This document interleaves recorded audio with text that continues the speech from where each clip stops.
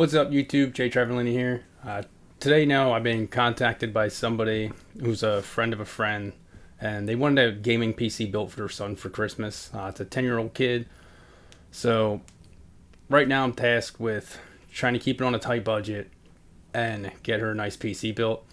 So, I started looking at Micro Center and Newegg and Amazon. More Amazon and Micro Center because the Micro Center is close by to me. But I will have to ship the PC also, so I got to keep that into consideration when the final product's built. I've been comparing what she can get just pre-built from like iBuyPower or CyberPower PC and see what I can put together that's better than what they have for this, around the same price point. So we're looking at like a $700 budget, which isn't too small, but it's also not really that big. So just looking at the market, I did tell her that I could possibly source out some parts used and we can possibly get it a little bit cheaper. So that's what I've been looking for. Probably going on more of a side of a Ryzen build just because of the cost. Or I even was looking at a 9600K. Then again, we're also thinking this is a 10-year-old kid who's not really going to be overclocking it. So the K chips really aren't as big of a factor as if I were building it for myself, where I'd be pushing that CPU to its limits. But let's check out and see some of the things I saw just looking at the used market versus me just going to Micro Center and buying brand new.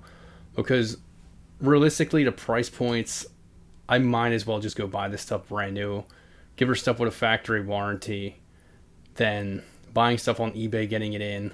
Yes, most likely it'll work, but then we're looking at for how far or how long of a period of time, instead of just knowing I'm going to get at least a couple years out of this PC before you really have to start maintaining it, cleaning it out, possibly upgrading it.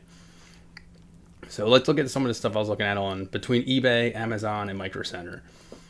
So this is one of the more least expensive ones, $180 buy it now with $5 shipping. So we're looking at like $185.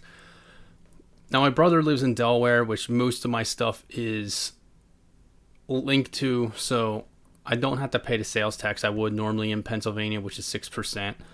So I'm not going to factor in sales tax in pretty much anything. I know at Micro Center I will because that's in Pennsylvania. I can't really get around it. Some things about this, it is a B350 motherboard, not too bad. It has 2 DIMM slots for dual channel, RAM. It's a Ryzen 1600 CPU. I do like the 1600 for budget builds. I built my girlfriend's PC out of it. It's been running great, nice and smooth. I didn't look too much into this motherboard, but looking at it, looks like I have one M.2 slot where I could put an SSD. And a lot of times I go with the M-ATX motherboards because you can get the motherboard slightly cheaper and you can get a case slightly cheaper. So it cuts down on costs, but you don't really lose that much of performance. I've never really pushed people for SLI and Crossfire builds. One, I just don't think it's necessary with how powerful graphics cards are. But we're looking at this $185 price tag. Now, if I were to go to Micro Center, I can pay $180 for a 3600.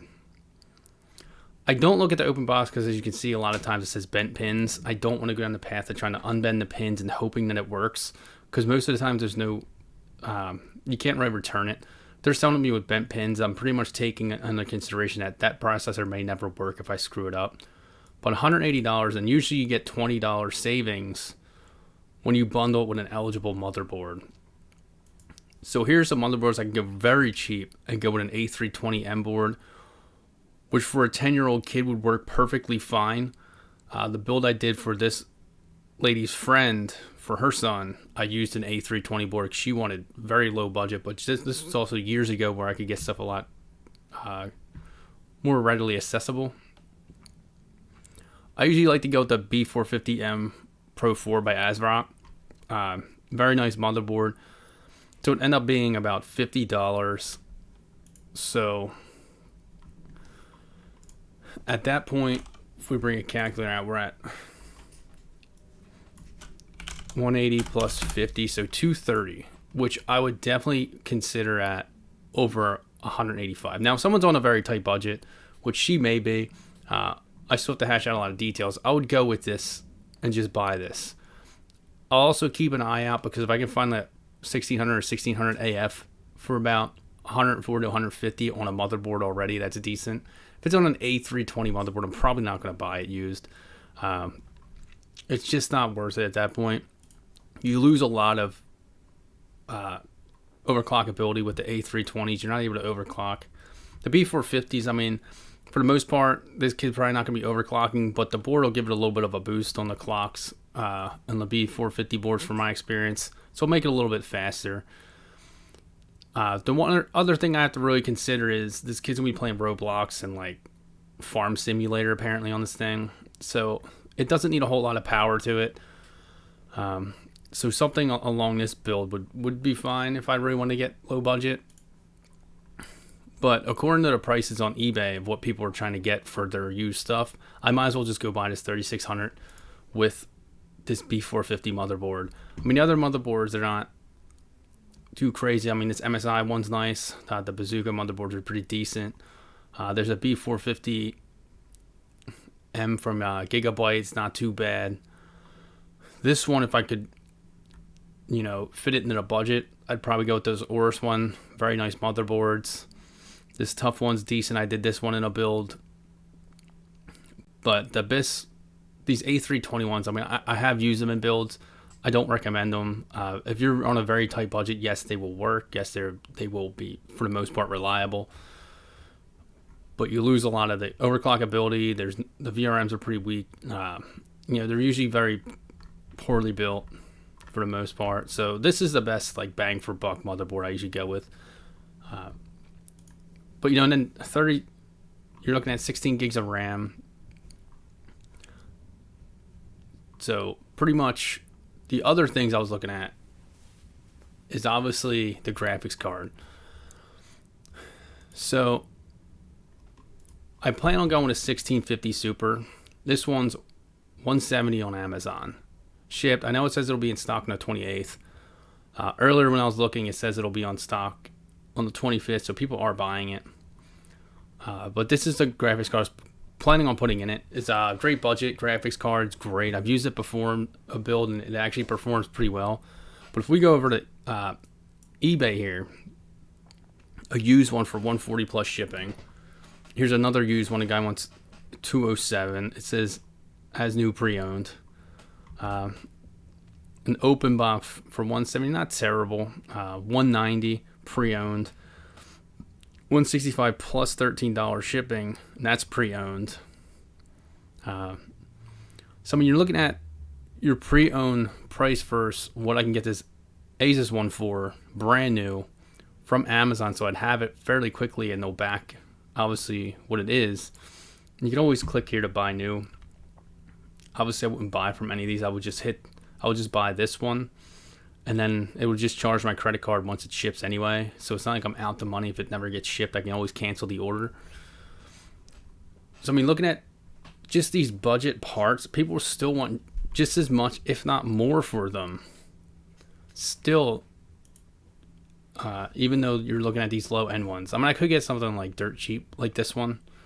I know this one came out with an HP. It says you always make an offer and lowball them. I've done it before on eBay, and most of the time it doesn't work. Sometimes it does.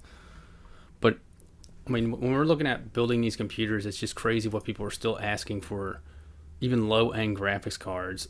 I mean, you bought this graphics card for $170, used it for a year, and you still want $174 just because you think people can't get it. But if we go to, Micro Center, and we're looking at, different parts here, pull up the video cards. They have the 1650 KO for $170. Let's just narrow this down more. Chipset 1650 Super. They have one in stock. Single fan 165. They have two in stock. Not too terrible. One thing I like to look at also here is, I don't know if they really have any, but no, it looks like they don't. They all have open box stuff you can look at. This is also another great budget GPU for $200. The RX 580 8 GB is still a great budget for 1080p gaming, which I'm assuming that's what this kid's going to be gaming at. Otherwise, you can 5500 XT I don't have experience with, but it seems like a pretty decent card. The 5600 XT is definitely a good budget card.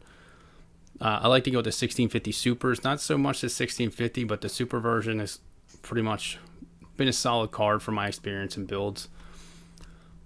But you can still see that if I on eBay and in the used market, people still want way too much for their stuff. Every once in a while you come across a good deal.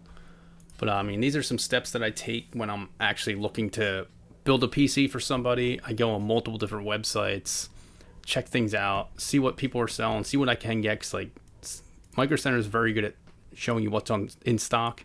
If you do live near one, you can reserve it and it's ready. By the time I drive there, it's ready for me to pick up. And they don't even charge your credit card until you get there anyway when you pick up the product. The problem you have with them is, and it's not a huge problem, is you have like 48 or 72 hours or something like that to pick up the product. So if I were to order it today, which is the 16th, I'd have to pick it up by the 18th or else they're going to put it back onto the shelves.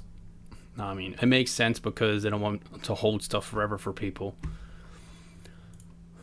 But the performance I'd get out of that 3600 would be a good bit more than what I would get out of a 1600 for this. And, he'll be able to enjoy the PC for a little bit longer. Possibly even, depending on what games he's playing, have to maybe upgrade the graphics card eventually down the line when stuff becomes more readily available. But with a 3600, he could always upgrade to a 3070 when it comes available if his parents want to do that. And I mean, that PC will just be good for a little while. And a lot of the pre-builds I look at, you can get one for like $699, $799, but they come with 8 gigs of RAM, where I'd put 16 in here for him. I saw a lot of them are just coming with a 500 gigabyte SSD. I mean, I could do that, 500 gigabyte SSD, but I'd probably look at a 500 gigabyte M.2 because you can get one at Micro Center for a pretty good price, actually. I think it's $59.99 for a 512 gigabyte M.2 with some pretty good speed, so that's always good. But yeah, there's some prices that I looked at online. I mean, it's pretty crazy that people are still asking so much on some of the steps that I take when I'm putting together these PCs and doing some brainstorming of how I want to build it, what I want to put in it, and possibly if it makes more sense to go with something else than what I had originally thought. It's easy to go on PC Part Picker, pick out what you want to buy, and have a list of all the parts. And then it does gauge on PC Part Picker, how many wattage you want in your power supply and how much you're going to need to be sufficient.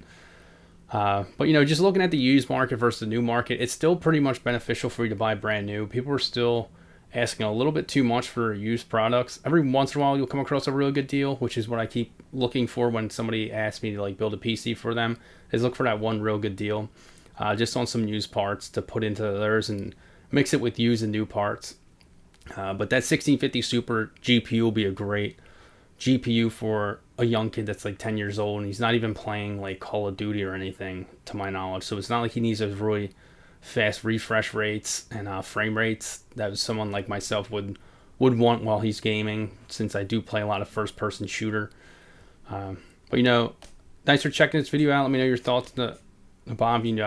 What you do when you look to build a PC for somebody, or like where you go, or how you justify what to put in PCs when you build them. Also, let me know, if you know of any other deals out there or different websites I can try out just for used parts that I may be able to put stuff together at more friendly of a budget for everyone. But thanks for checking us out. Make sure you hit that like button, hit that subscribe button. See you next time.